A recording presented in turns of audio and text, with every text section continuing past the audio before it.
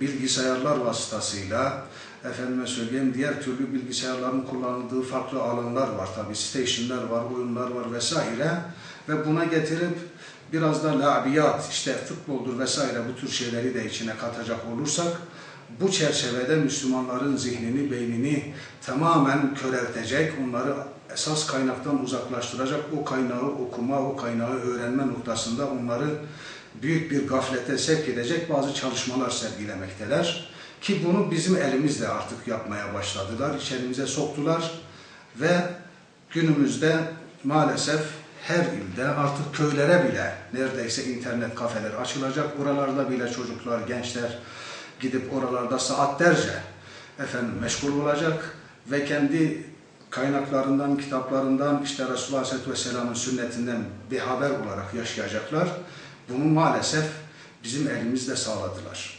Bunu üzüntüyle söylüyorum ki bugün bizim gençlerimiz dahi, bizim kendi çocuklarımız dahi bazen işte ders çalışma amaçlı internetlere gittiklerini söylüyorlar fakat bakıyorsunuz o internette ders çalışma niyetiyle dahi olsa interneti açtığınız zaman önünüze çok kötü işte reklamlar, şekiller, resimler, müstehcen fotoğraflar bir anda çıkıveriyor.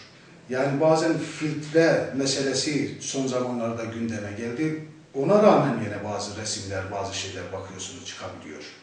Çocuk ne yapıyor? Tabii aileden bazı şeyler eğer öğrenmişse, görmüşse bir anda oralara dalmayabiliyor. Ama 1, 2, 3 her ne kadar aileden görmüşse dahi çocuğun zihninde orada bir soru işaretleri, acaba baksam ne olur, acaba bunda bir şey var mıdır şeklinde oraya bir yöneliş kendiliğinden meydana geliyor ve çocuğun zihni, beyni tamamen o tür meselelere belki de zamanla odaklanmış oluyor.